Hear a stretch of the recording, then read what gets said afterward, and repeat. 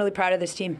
I think we made decisions to go for it. We did everything we could. You know, this is the narrow margins of League A. You know, we miss a chance, they score a chance.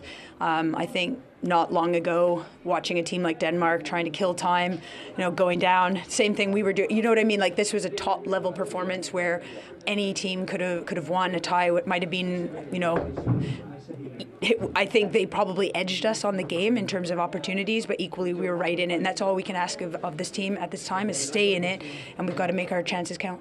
Ni'n anffodus iawn gyda'r canlyniad, ond oedd y perfformiad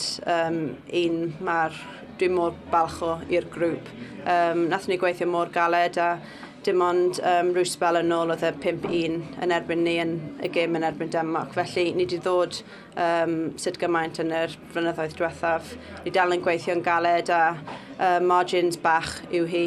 Oedd ni lawr y ffordd arall, a oedd hanner cyn gyda opportunity, a wedyn 2 eiliad ar ôl hwnna mae'r gol yn gol ni. Felly, margins bach, ond dyna pildrod ar y stage yma. Mae fe'n margins bach. Wales isn't overnight going to go from 32nd in the world to top. Like, we're playing top 15, top 12 nations now, and I think what we can ask is that we stay close. We keep the game tight. We keep our opportunities coming, and you know, some games go our way, and we you know, catch a point. I'm hoping to catch 3, but equally, that's the big challenge: is how do we stay in a game for as long as possible, and that's what we saw tonight.